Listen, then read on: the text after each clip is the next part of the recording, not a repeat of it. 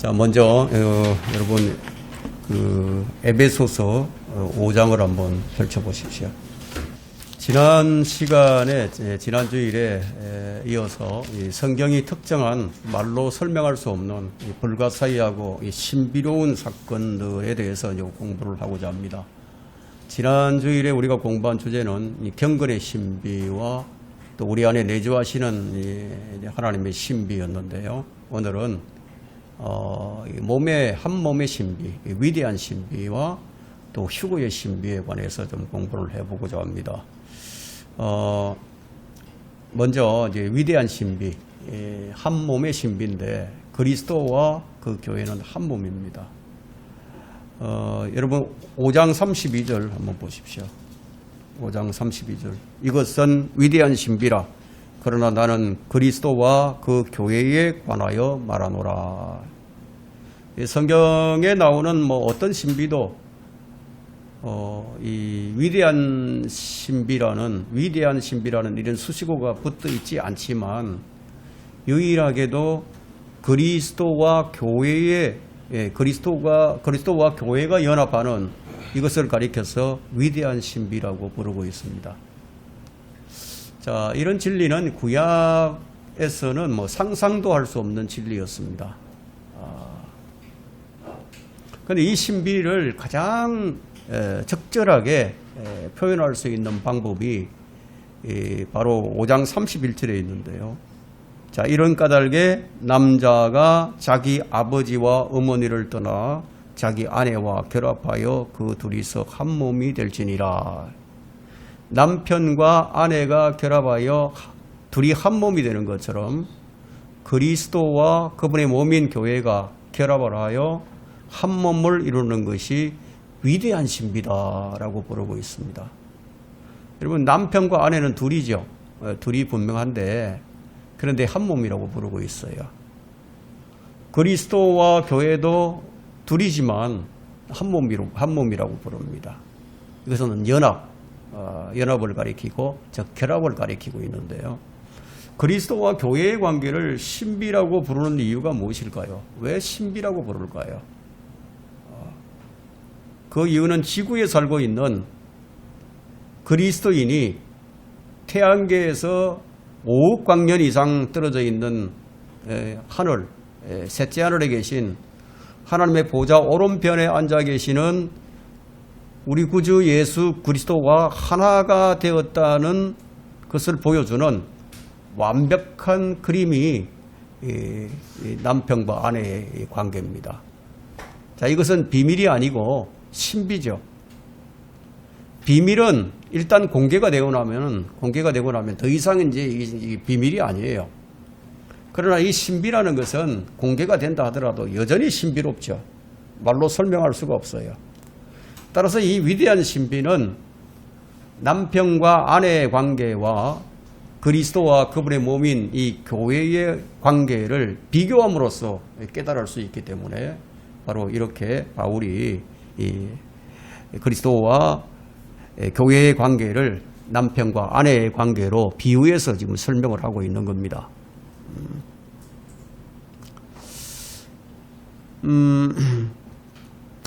하지만 이 성경은 이런 신비를 설명하면서 아내된 교회는 반드시 남편된 그리스도께 복종해야 할 것을 가르치고 있어요. 5장 24절을 보시면 한번 보세요. 그러므로 교회가 그리스도께 복종하듯이 아내들도 자기 남편에게 매사에 그렇게 할지니라. 복종을 해야 된다. 그 5장 22절에서는 아내들아 너희는 너희 자신의 남편에게 복종하기를 죽게 하듯하라. 아내들은 자신의 남편에게 복종하기를 죽게 하듯 해야 된다. 이건 명령이에요. 명령이죠. 자, 그렇게 해야만 하는 이유가 뭐냐? 이는 남편이 아내의 머리다. 그리스도께서도 교회의 머리됨과 같기 때문이라고 이런 지금 5장 23절에서 설명을 해줍니다. 이는 남편이 아내의 머리됨이 그리스도께서 교회의 머리됨과 같음이라. 그는 몸의 구주시니라. 교회가 그리스도께 복종하듯이라고 말하는 것은 가장 이상적인 상태를 가리킵니다. 복종하는 것이 가장 이상적이다. 그러나 불행하게도 그리스도의 몸인 이 교회가 지금까지 그 무리에 복종을 하지 않고 있습니다. 복종을 해야 할 교회가 머리에 복종을 하지 않는다. 그리스도께서는 그분의 몸인 교회의 구주이신데, 자, 그리스도와 교회의 관계를 좀 더 이제 구체적으로 살펴본다면 우리는 이것을 아담과 이브에서 발견할 수 있게 됩니다.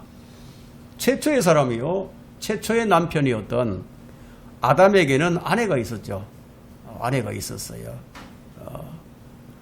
그의 아내였던 이브는 아담의 남편의 살과 뼈의 지체였다고 에베소서 5장 30절에 가리키고 있습니다. 이는 우리가 그의 몸과 그의 살과 그의 뼈의 지체임이라. 자, 그 아담과 이브는 원래 한 몸이었는데 여자가 남자에게서 나왔어요. 남자의 갈비뼈에서 나왔죠. 이것은 정확하게 그리스도와 교회의 관계를 예표해 줍니다. 여자가 남자의 갈비뼈에서 취해졌기 때문에, 그래서 여자의 몸은 남자의 몸의 일부예요. 마찬가지로 교회는 그리스도께로부터 나왔기 때문에, 자, 아담이 여자를 가리켜서 이는 내 살과 뼈의 지체임이라 한 것과 같이 교회도 그리스도의 살과 뼈의 지체라고 지금 에베소서 5장 30절에서 그렇게 부르는 것을 우리가 볼 수 있습니다. 성경은 무엇인가 설명할 때면은 우리의 이해를 돕기 위해서 비교법을 아주 많이 사용을 하게 됩니다. 또한 이 성경은 교회를 그리스도의 신부로 아직 혼인하지 않는 한 순결한 처녀라고 부르는 것을 우리는 고린도후서 11장 2절에서 이제 발견할 수 있고요. 또한 이미 결혼한 아내라고도 말씀하고 있는 것을 우리는 에베소서 5장 31절로부터 32절에서 발견합니다. 자, 왜 이렇게 말을 할까요? 혼인하지 않은 한 순결한 처녀라고 부르기도 하고 이미 결혼한 아내라고 부르기도 하는 것은, 이것은 영적인 것과 물리적인 것을 분리해서 말하고 있기 때문입니다. 우리 영에 관한 한 그리스도인은 지금 주님과 연합해 있어요. 연합이 되어 있다. 한 몸을 이루고 있단 말이에요. 따라서 구원받은 그리스도인은 영으로는 이미 우리 주님과 결혼한 상태예요. 결혼한 상태. 그래서 이제 아내라고 부르는 거고. 자, 왜 그러냐 하면은 고린도전서 6장 17절에서 주와 합하는 자는 한 영이니라고 말씀하시기 때문이에요. 자, 영적으로는 이미 하나가 되었다. 그러나 우리 몸으로는 아직 결혼한 상태가 아니다. 왜냐하면 우리 몸은 지금 여기 땅에 있어요. 그분의 몸은 저 하늘 위에 있어요. 그럼 이 완전한 연합은 언제 이루어질까요? 어린 양의 혼인식에서 비로소 이제 이루어지게 됩니다. 바로 이러한 관계로 우리 그리스도인은 좀 이중적인 존재라고 할 수 있습니다. 어떤 의미에서는 순결한 처녀인 이 신부가 되고요. 또 어떤 의미에서는 결혼한 아내가 되는 거예요. 자, 그래서 이것이 이제 신비라고 부르는 겁니다. 위대한 신비다. 신비 중에서도 위대한 신비다. 이렇게 부르고 있습니다. 아담과 이브가 최초의 이상적인 그런 혼인이었기 때문에 그리스도와 교회의 혼인 관계도 아주 이상적인 관계임을 우리에게 보여주고 있습니다. 그리스도는 몸의 머리예요, 머리. 몸의 구주이십니다. 그러므로 아내 되는 교회는 남편인 그리스도께 반드시 복종해야만 하는 이유는요, 몸은 머리로부터 지시를 받기 때문이다. 몸은 머리로부터 지시를 안 받으면 움직이질 않아요. 정리를 해보자면은 첫 번째 사람 아담에게는 아내가 있었어요. 그 아내는 그 남편의 살과 뼈였습니다. 그들은 원래 한 몸이었어요. 그 한 몸은 바로 남자의 몸이었습니다. 이것이 최초의 이상적인 혼인이었기에 구원받은 두 사람의 혼인관계를 바로 올바르게 보여주는 것이 바로 22절에 한번 보세요. 아내들아 너희는 너희 자신의 남편에게 복종하기를 주께 하듯 하라. 주께 하듯 하라. 이것은 그리스도의 몸과 그리스도의 관계를 보여주는 것이죠. 그리스도와 그리스도의 몸의 관계를 우리에게 지금 잘 보여주고 있습니다. 아담이 이불을 얻기 위해서 어떻게 했죠? 아담이 이불을 얻기 위해서 죽어야만 했었어요. 깊은 잠에 빠졌어요. 그래서 하나님께서 그의 갈비뼈를 이제 오른쪽 갈비뼈를 뽑아내셨죠. 자, 그리스도께서도 교회를 얻기 위해서 어떻게 하셨죠? 죽으셨어요. 그러니까 그리스도께서 교회를 얻기 위해서 몸값을 치른 거예요. 따라서 남편은 자기 아내를 사랑하되 그리스도께서 교회를 사랑하셔서 교회를 위해 자신을 주신 것 같이 해야만 한다는 겁니다. 그것이 지금 에베소서 5장 25절로부터 29절에 지금 설명이 되고 있습니다. 자, 어떻게 하실 것이냐? 한번 읽어보겠습니다. 남편들아 너희는 25절 너희는 자기 아내를 사랑하되 그리스도께서 교회를 사랑하셔서 교회를 위하여 자신을 주신 것 같이 하라. 이는 그가 교회를 말씀에 의한 물로 씻어 거룩하게 하시고 깨끗하게 하사 자기 앞에 영광스러운 교회로 나타내서 점이나 주름진 것이나 또한 그런 것들이 없이 거룩하고 흠없게 하려 하심이라. 그러므로 남자들은 자기 아내를 자신들의 몸처럼 사랑해야만 하리니 이는 자기 아내를 사랑하는 사람은 자기 자신을 사랑하는 것이라. 사람마다 항상 자기 육신을 미워하지 않고 오히려 육성하고 아끼기를 주께서 교회에게 하심같이 하나니 이는 우리가 그의 몸과 그의 살과 그의 뼈의 지체임이라. 예. 어떻게 해야 한다고요? 사랑해야 한다고 말씀하고 있죠. 예. 하나님을 위해서 그리스도인들은 죽을 만큼 하나님을 사랑해야 하죠.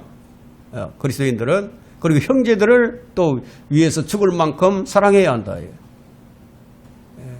또 남편 된 그리스도인은 아내 된 그리스도인을 위해서 죽을 만큼 그녀를 사랑해야 한다. 왜냐? 그리스도께서 교회를 위해서 자신을 주셨기 때문에. 자기 몸인 교회를 위해서 그리스도께서는 일을 하시고 자기 몸인 교회를 위해서 거룩하게 하시고 깨끗하게 하신다고요. 왜냐하면 그리스도께서 값을 치르고 사신 것이다 이거예요. 보아스가 룻을 사듯이 사셨다는 거예요. 몸값을 지불한 것에서 나온 것이다. 우리 주님께서는 지금도 말씀에 의한 물로 자기 몸인 교회를 지금 깨끗하게 지금 씻고 계십니다. 또 언제 깨끗하게 완전하게 깨끗하게 될 수 있느냐? 그리스도의 몸인 교회는 어린 양의 혼인식에서 자신의 몸을 나타낼 때 그때 점도 없이 흠도 없이 주름도 없이 깨끗하게 완성된다는 거예요. 완성된다. 교회는 지금 주님께서 씻기십니다. 이 부분에 관련된 구절은 여러분 요한복음 13장 1절부터 17절에서 이제 그 의미를 우리가 찾을 수 있는데 그 요한복음 13장 8절에는 베드로가 주께 말씀드리기를 주께서 내 발은 절대로 씻기지 못할 것입니다 하고 이게 말을 하니까 예수께서 그에게 대답하시기를 뭐라고 말씀하셨습니까? 만일 내가 너를 씻기지 아니하면 너는 나와 아무런 상관이 없다고 말씀하셨죠. 그래서 교회는 그리스도께서 깨끗하게 씻기신다. 다른 것으로는 깨끗하게 할 수가 없어요. 따라서 이 남자는 주께서 교회에게 하신 것처럼 자기 아내를 자기 몸처럼 사랑해야 하고 육성하고 아껴야 하는데 그 이유는 아내가 남편의 몸이기 때문이다. 그래서 그리스도께서는 자신의 몸인 교회를 사랑하시며 육성하시고 아낀다고 이 에베소서 5장 29절에서 이제 설명을 하고 있습니다. 남편은 아내를 어떻게 해야 되느냐? 계속해서 깨끗하도록 말씀으로 그를 가르쳐야 합니다. 남자가 자기 몸을 깨끗하게 하려고 주의를 하듯이 그는 자신의 아내에게도 그렇게 해야 한다는 겁니다. 자, 그리스도 안에서 형제들은 서로를 씻겨주기 위해서 섬겨야 하죠. 우리 주님께서 세족식을 통해서 형제들이 서로를 섬겨야 함을 몸소 우리에게 가르쳐 주셨어요. 뭐 세족식을 하라는 게 아니라 그 형제를 세워주고 이 사랑을 해야 한다, 이런 것을 우리에게 이제 보여주고 있는 겁니다. 남자가 자기 아내와 결합해서 둘이 한 몸이 된 것처럼 그리스도와 그리스도의 몸인 교회는 한 몸이다. 한 몸. 이것이 위대한 신비예요. 한 몸의 신비. 이것이 너무나 위대하기 때문에 그래서 위대한 신비라고 얘기합니다. 여러분, 하나님과 사람이 하나가 된다. 이것보다 더 위대한 게 어디 있을까요? 결론을 맺겠습니다.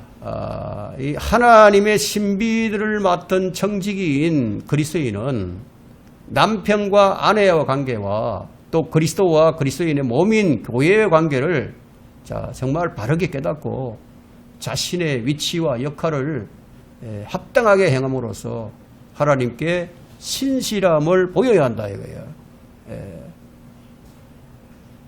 우리는 하나님의 신비들을 맡은 청지기들이에요. 하나님의 신비를 맡은 청지기들이 하나님의 신비가 무엇인지를 알지 못한다면 어떻게 그 일을 할 수가 있겠습니까? 그래서 지금 우리가 공부를 하는 거예요. 하나님의 신비들이 무엇인지. 하나님의 신비를 맡은 청지기들은 하나님께 어떻게 보여야 된다? 무엇보다도 신실함으로 보여야 한다고 성경은 말씀하고 있습니다. 자, 우리가 이제 네 번째 살펴볼 것은 교회의 휴거예요. 교회의 휴거. 자, 이 신비는 바울에 의해서 알려졌습니다. 이 신비는 구약 성도들의 휴거가 아니고, 이 신비는 환난 성도들의 휴거도 아니고, 이 신비는 신약 성도들의 휴거이다. 이게. 살아있는 성도들의 몸이 변화되는 이 신비는요, 정말 모든 신비 중에서 가장 어뜸이 되는 신비인데, 이건 꿈에도 상상하지 못할 일이기 때문에, 자, 일반적인 상식으로 보자면 사람이 죽는 것은 당연한 법칙이잖아요. 한 번 죽는 것은 사람들에게 정해진 것이잖아요. 그게 상식인데, 그러나 죽음을 맛보지 않고 변화되어서 하늘로 끌려 올라간다는 것은 그야말로 신비 중의 신비예요. 신비 중의 신비. 여러분, 이게 고린도전서로 넘어가 보겠습니다. 고린도전서 15장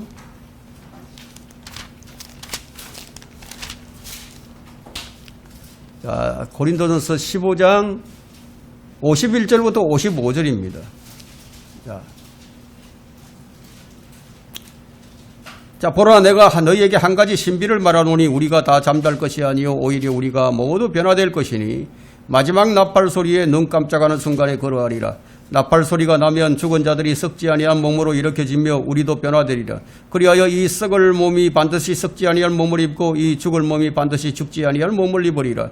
이 썩을 몸이 썩지 아니할 몸을 입고 또 이 죽을 몸이 죽지 아니함을 입게 되면 그때 사망이 성리 속에 삼킨 바 되었느니라고 기록된 말씀이 이루어지리라. 오 사망아, 너희 쏘는 것이 어디 있느냐? 오 음부야, 너희 승리가 어디 있느냐? 자, 이것은 지금 여기 고린도전서 5장 51절부터 55절에 기록된 말씀인데요. 자, 왜 우리가 이걸 휴거의 신비라고 얘기하느냐? 사실 이것은 휴거가 아니죠. 휴거 때 일어나기 때문에 우리 휴거의 신비라고 얘기하는데, 사실은 이게 몸이 변화되는 것, 영적인 몸을 입게 되는 것, 이걸 가지고 가리켜서 신비라고 얘기하고 있는 겁니다. 그리스도께서 공중 재림하실 때, 그때는 이미 죽어 있는 사람들, 그 죽은 그리스도인들도 있죠. 또 살아있는 그리스도인들도 있을 것이고요. 그러나 그들의 몸은 썩는 몸에서 썩지 않는 몸으로 변화되어서 휴거된다는 겁니다. 변화되어서. 몸의 변화. 이것이 신비다, 신비. 죽지 않는 몸, 썩지 않는 몸, 사망 권세를 이긴다. 그래, 신약 성경에서 휴거를 기록하는 위대한 말씀이 지금 이 고린도전서 15장 51절부터 58절과 데살로니가전서 4장 13절부터 18절에 이제 기록이 되어 있습니다. 그 휴거와 관련된 구절들이 많이 있죠. 요한일서 3장 1절로부터 3절에는 얼굴과 얼굴을 마주 볼 것이다. 우리가 주님의 얼굴을 마주 대할 것이다. 그런 기록이 있고 빌립보서 3장 20절부터 24절에서는 우리가 영광스러운 몸을 입게 될 것이다. 그리고 요한복음 11장 24절부터 26절에는 부활의 몸. 그리고 고린도후서 3장 18절에는 똑같은 형상으로 변모될 것이다. 그리고 계시록 4장 1절로부터 2절에는 이리 올라오라 이런 이제 기록들이 있습니다. 이거 다 휴거에 관련된 말씀이죠. 휴거는 언제 일어나느냐? 우리 주님께서 공중 재림하실 때 일어납니다. 거듭난 성도들을 주께서 썩지 않고 죽지 않는 몸으로 변화시켜서 공중으로 끌어올려서 공중에서 주님과 만나게 된다. 이게. 왜 끌어올리느냐? 셋째 하늘로 데리고 가시려고. 자, 휴거라는 말은 성경에 나오지 않아요. 직접적으로 뭐 휴거라는 단어는 없어요. 하지만 이 끌려 올라간다는 이 말씀에 해당하는 이 용어에서 끌려 올라간다. 그래서 우리가 이제 휴거라는 이 라틴어 랍토에서 이제 이 휴거가 유래가 됐는데 그 랍토라는 이 단어는 낚아챈다, 붙들어 올린다, 빠르게 끌어당긴다 이런 뜻이 있어요. 그 무엇을 멀리 옮기거나 재빨리 옮겨버린 상태를 의미하는 거죠. 여러분 상상하기 어렵죠. 눈 깜짝할 순간에 5억 광년도 넘게 떨어져 있는 곡수로 눈 깜짝할 순간에 변화되어서 올라간다. 여러분 상상이 됩니까 이것이? 너무 신비스럽지 않습니까? 휴거는 신약 성도들, 신약의 그리스도인들에게만 일어나는 사건이에요. 다른 이들에게는 일어나지 않아요. 자, 이 신비에 참여하는 성도들은 두 부류로 나누게 되는데요. 그리스도 안에서 죽은 자들과 그리스도 안에서 살아있는 자들로 나누게 됩니다. 그래서 주께서 오실 때 살아있는 사람은 죽지 않고 변화되어서 올라가게 되고 죽음을 맛보지 않는다는 거죠. 죽은 사람도 무덤에서 나와서 변화되어서 올라간단 말이에요. 사망과 음부는 더 이상 그들을 붙잡아 두지 못하게 됩니다. 여러분, 지금 현재 우리가 썩을 몸, 이 죽을 몸, 이 몸을 가지고 이 대기권 밖을 벗어날 수 있겠어요? 벗어날 수 없죠. 그래서 변화된 몸이 되게 된다는 거죠.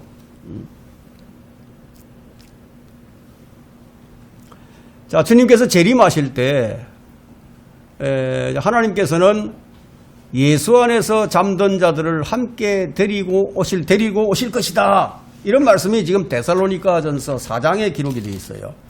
데살로니가전서로 넘어가 보겠습니다. 데살로니가전서 4장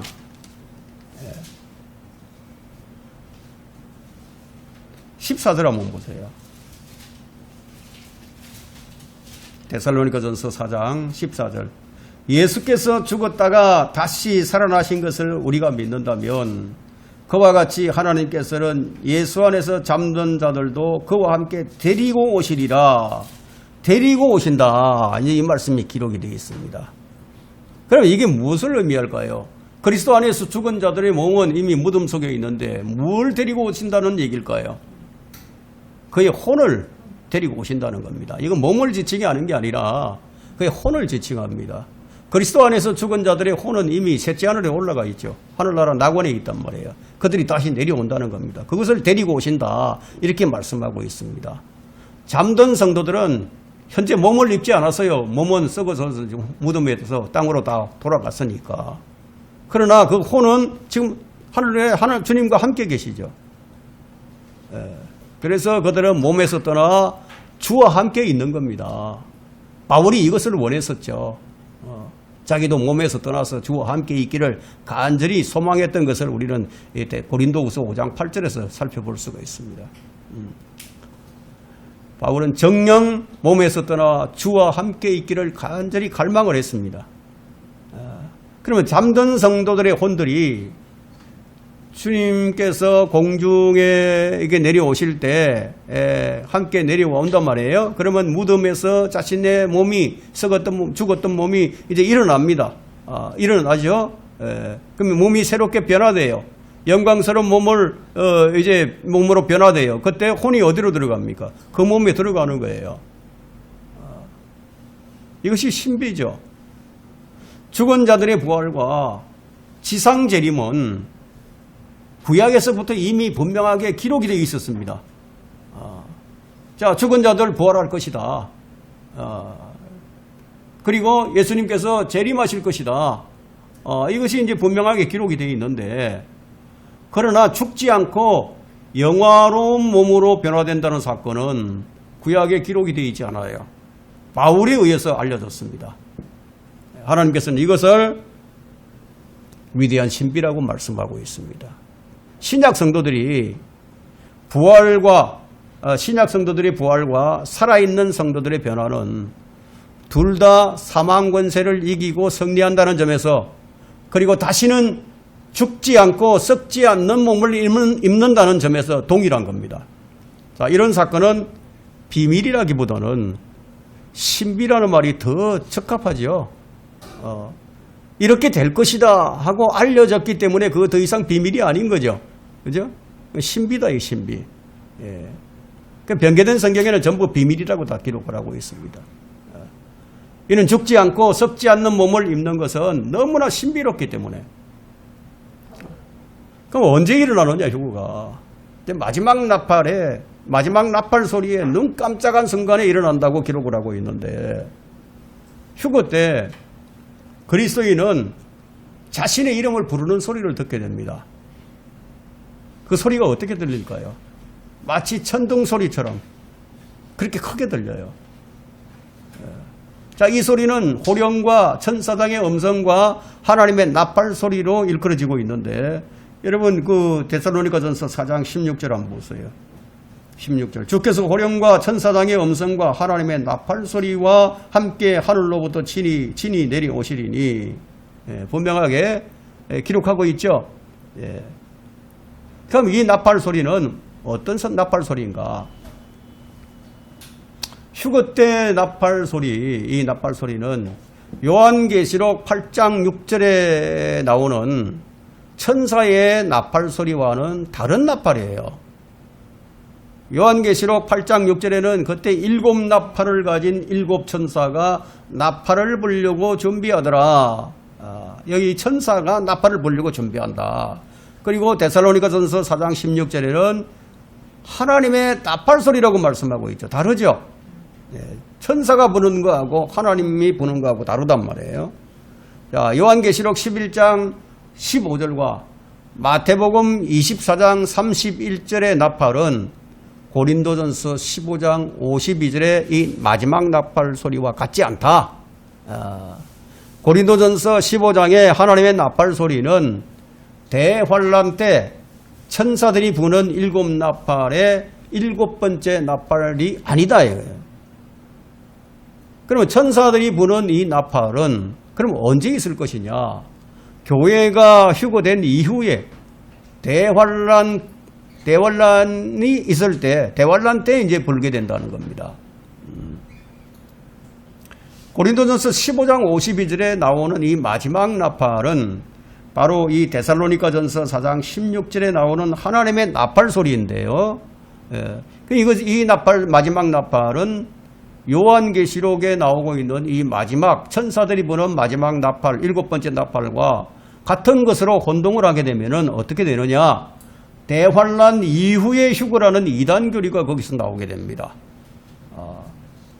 그리고 구원받은 그리스도인들이 대환란을 통과해야 한다는 얼토당토 않는 주장을 내세울 수밖에 없게 된다는 거예요.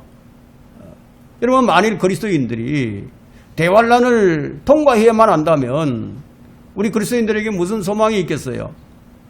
지금 우리는 주님을 기다리는 사람들이에요. 휴거를 기다리고 있는 사람들이에요. 우리는 대환란을 기다리는 사람이 아니에요. 대환란 이후의 휴거를 주장하는 사람들은 대환란 이전의 휴거를 말하고 있는 지금 고린도전서 15장의 이 신비를 알지 못한단 말이에요. 그들은 이 신비를 가리켜서 비밀이라고 얘기합니다. 다 알려졌는데 무슨 비밀이에요, 비밀은. 하나님의 나팔 소리는 하나님께서 친히 말씀하시는 음성을 가리키는 거예요. 그때 어떤 일이 일어나느냐. 그리스도인들은 자기 이름을 부르는 소리를 듣게 되는 거예요. 이리 올라오라. 이런 말을 듣게 되죠. 그런데 그리스도인이 아닌 사람들은 어떻게 듣게 될까요? 천둥소리처럼 들린다는 겁니다. 휴거는 주 예수 그리스도께서 자신과 정혼한 신부를 데려가시려고 오는 거예요. 데려가시려고. 이 지상에 머무르려고 오시는 것이 아니라 데리고 가시려고 오신다 이거예요. 그 신랑이신 주님께서 이렇게 말씀하시죠. 솔로몬 노래 2장 8절과 10절과 13절에서 나의 사랑하는 나의 어여쁜 자여 일어나 떠나자. 일어나 떠나자. 그럴 때 무덤에서 그리스도인들의 몸이 죽었던 그리스도의 몸이 일어난단 말이에요. 살아있는 그리스도인들은 몸이 변화된단 말이에요. 눈 깜짝할 순간에 그렇게 일어나 버린단 말이에요. 자, 휴거 때 성도는 자신의 썩어질 육체가 변화되어서 하늘로 끌려 올라갈 것이다. 그래서 고린도전서 15장 44절에서는 육신의 타고난 몸으로 심겨져서 영적인 몸으로 일으켜지느니라. 육신의 타고난 몸이 있고 또 영적인 몸이 있느니라 이렇게 기록하고 있는 겁니다. 이 땅에 사는 동안 입고 있는 이 몸은 흙으로 만들어졌죠. 흙으로 만들어졌으니까 흙으로 돌아가야 되죠. 그것이 죽고 다시 살아날 때는 영적인 몸으로 일으켜진다. 영적인 몸으로. 그것은 영적인 몸이 아니라 영의 몸이 아니라 영적인 몸이라는 데 주목해야 됩니다. 예, 영적인 몸과 영의 몸 이건 다른 거예요. 영은 몸이 없어요. 영은 몸이 없어요. 영적인 몸이란 이 땅에서 타고난 몸에 대칭되는 몸을 가리킵니다. 우리는 지금 타고난 몸만 보고 있죠. 아직 영적인 몸은 보지 못한 상태에 있습니다. 영은 몸이 없어요. 부활하신 예수님께서 제자들에게 나타나셨을 때 그것을 가르쳐 주셨어요. 부활하신 예수님께서 나타나시니까 제자들이 무서워서 놀라고 무서워서 어떤 영을 보고 있다고 이렇게 생각을 하자 주님께서 이렇게 말씀을 하셨죠. 나의 손과 나의 발을 보라. 바로 나니라. 나를 만져보라. 영은 살과 뼈가 없지만 너희가 보는 바와 같이 나는 있느니라. 그분은 분명히 살과 뼈가 있는 몸을 입고 계셨어요. 그러니까 부활한 몸은 타고난 몸이 아니라 영적인 몸이었다는 겁니다. 영 그 자체가 아니라 영은 살과 뼈가 없어요. 형체도 없어요. 이처럼 몸에도 타고난 몸과 영적인 몸이 있는 거예요. 자, 결론을 맺도록 하겠습니다.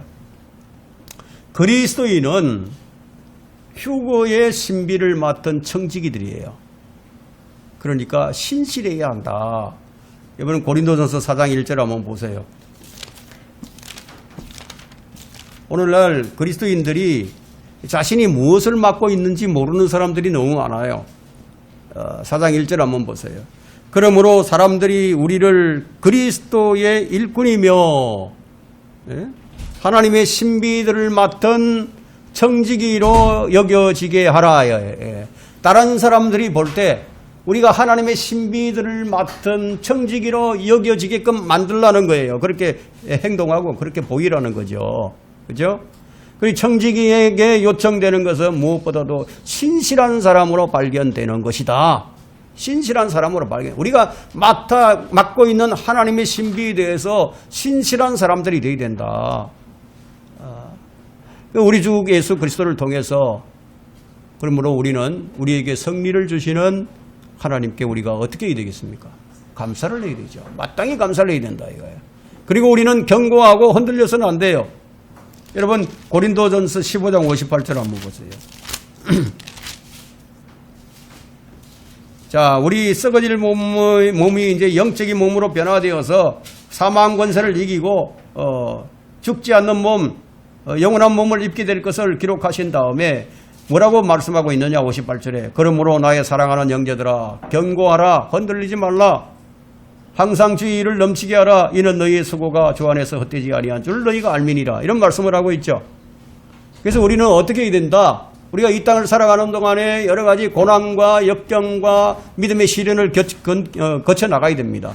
그럴 때 우리가 무엇으로 위로를 해야 되느냐? 서로 간에 휴거의 소망. 휴거의 소망으로 서로를 위로하라고 데살로니가전서 4장 18절에 기록하고 있고요. 그럼 하나님께서 우리에게 이 휴거의 신비를 통해서 주시는 유익이 뭐냐? 유익들이 있죠. 많은 유익들이 있습니다.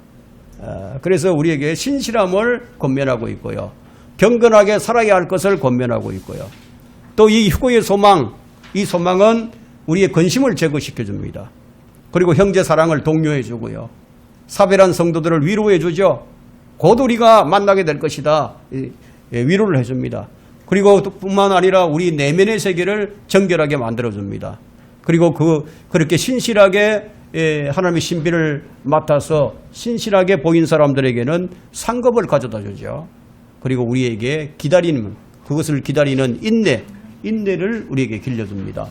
자, 오늘 여기까지 이제 했습니다. 여러분 두 가지 신비 잘 정리하셔서 오늘 지금까지 네 가지 신비를 우리가 배웠습니다. 이 네 가지 신비 순서를 여러분들이 기억하시고 청지기들로서 이 신비를 맡은 청지기로서 여러분들이 진리의 지식을 잘 갖추시기를 부탁을 드리며 오늘 강의를 마치도록 하겠습니다.